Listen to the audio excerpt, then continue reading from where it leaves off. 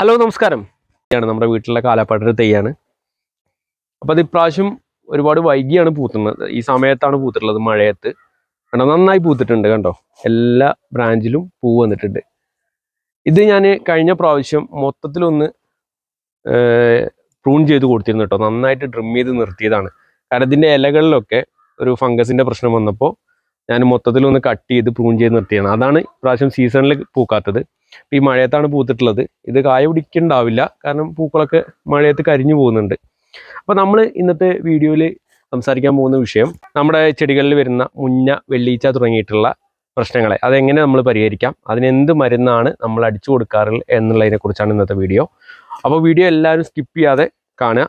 നമ്മുടെ ചാനൽ ആദ്യമായിട്ടാണ് കാണുന്നതെങ്കിൽ നമ്മുടെ ചാനൽ ഒന്ന് സബ്സ്ക്രൈബ് ചെയ്യുക. നമ്മുടെ വീഡിയോ ഇഷ്ടമായ ലൈക്ക് ചെയ്യുക. അഭിപ്രായങ്ങൾ നമ്മുടെ കമൻറ്റ് ബോക്സിൽ രേഖപ്പെടുത്തുക. അപ്പോൾ എല്ലാവർക്കും നമ്മുടെ വീഡിയോയിലേക്ക്. ഇത് നമ്മുടെ ജപ്പാൻ പേരയുടെ തെയ്യാണ്. കണ്ടല്ലേ, ഇതിൻ്റെ എലമ്പിലൊക്കെ കണ്ടോ ഒരു വെള്ള നിറത്തിൽ. പിന്നെ ഇതിൻ്റെ അടിഭാഗം നോക്കിയാൽ കാണാം. കണ്ടോ, ക്ലിയർ ആണോന്ന് അറിയില്ല. അടിഭാഗത്തൊക്കെ ഒരു കറുപ്പ് നിറത്തിൽ വന്നിട്ടില്ലേ. ഇത് മുഞ്ഞയാണ് കേട്ടോ, മുഞ്ഞ. ഇതാണിപ്പോൾ ഈ ചെടിയുടെ പ്രശ്നം. ഉണ്ടോ, നിറയെ ഉണ്ട്. അതുകൊണ്ട് തന്നെ ഇത് വളർച്ച വരുന്നില്ല, അതിൽ കായും വരുന്നില്ല, പൂവൊക്കെ ആയത് കൊഴിഞ്ഞു പോയി. അപ്പോൾ നമുക്കിതിന് എന്താണ് പ്രതിവിധി, ഇതിന് എന്ത് മരുന്നാണ് നമ്മൾ അടിച്ചു കൊടുക്കാൻ പറ്റുക എന്നുള്ളതിനെ കുറിച്ചാട്ടോ ഇന്നത്തെ വീഡിയോ. നിറയെ ഉണ്ട്.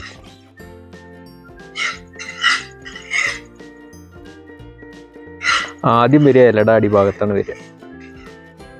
ഈ കറുപ്പ് നിറത്തിൽ കാണുന്നതൊക്കെ മുഞ്ഞയാണ്.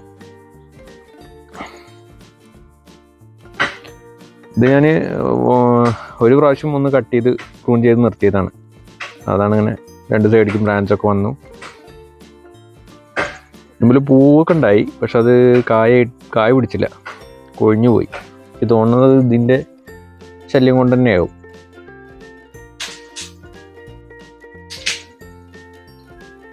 പല രീതിയിൽ നമുക്കിതിനുള്ള കീടനാശിനി തയ്യാറാക്കാം. അതിൽ പൂർണ്ണമായിട്ടും ജൈവമായിട്ട് ചെയ്യണമെന്നുണ്ടെങ്കിൽ നമുക്ക് എന്ത് ചെയ്യാം, 1 ലിറ്റർ വെള്ളത്തിൽ 1 ടീസ്പൂൺ ബേക്കിംഗ് സോഡയും അതിൻ്റെ ഒപ്പം 5 ml ലിക്വിഡ് സോപ്പും 5 ml വേപ്പെണ്ണയും കൂടെ മിക്സ് ചെയ്തിട്ട് നമുക്കിത് സ്പ്രേ ചെയ്ത് കൊടുക്കാം. പക്ഷെ നമ്മളിവിടെ കാണിക്കുന്നത് പൂർണ്ണമായിട്ടും ജൈവമായിട്ടല്ല, പക്ഷേ അതുകൊണ്ട് വലിയ കുഴപ്പമൊന്നുമില്ല. നമ്മൾ ഏറ്റവും കൂടുതൽ എനിക്ക് എഫക്റ്റായിട്ട് തോന്നിയത് നമ്മളിപ്പോൾ ഇവിടെ ചെയ്യാൻ പോകുന്ന രീതിയാണ്. അപ്പോൾ അത് നമ്മളെ വീഡിയോയിൽ കാണാം.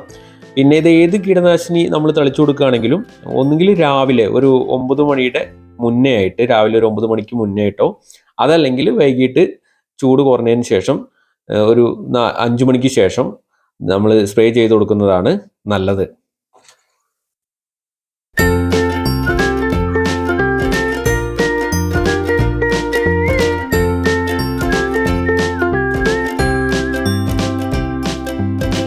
പോകുന്നത് ഏതെങ്കിലും ഒരു ഫംഗിസൈഡ് എടുക്കുക.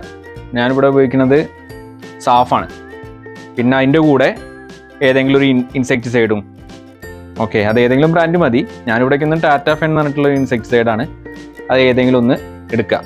അതിൽ 1 ലിറ്റർ വെള്ളത്തിൽ, നമ്മുടെ സ്പ്രെയറിൽ 1 ലിറ്റർ വെള്ളത്തിൽ 2 ml ഇൻസെക്ടിസൈഡും പിന്നെ ഏകദേശം 2 ml 2 ഗ്രാം സാഫും മിക്സ് ചെയ്തിട്ട് ആണ് നമ്മളിവിടെ അടിച്ചു കൊടുക്കാൻ പോകുന്നത്.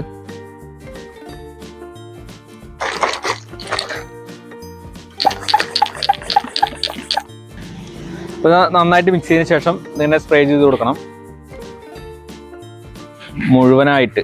മരം മുഴുവനായിട്ട് നമുക്ക് സ്പ്രേ ചെയ്ത് കൊടുക്കാം. ഈ ഇലയുടെ അടിയിലൊക്കെ സ്പ്രേ ചെയ്ത് കൊടുക്കണം.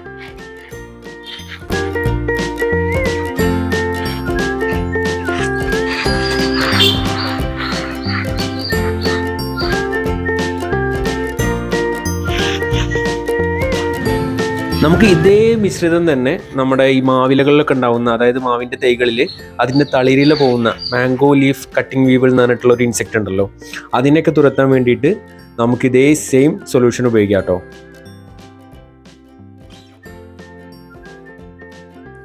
അങ്ങനെ ഒരു 10 ദിവസം കൂടുമ്പോൾ സ്പ്രേ ചെയ്ത് കൊടുക്കണം നല്ല കേട്ടോ. അപ്പോൾ ഇതുപോലെയുള്ള വീഡിയോകളുമായിട്ട് വീണ്ടും വരാം. അതുവരേക്കും ബൈ.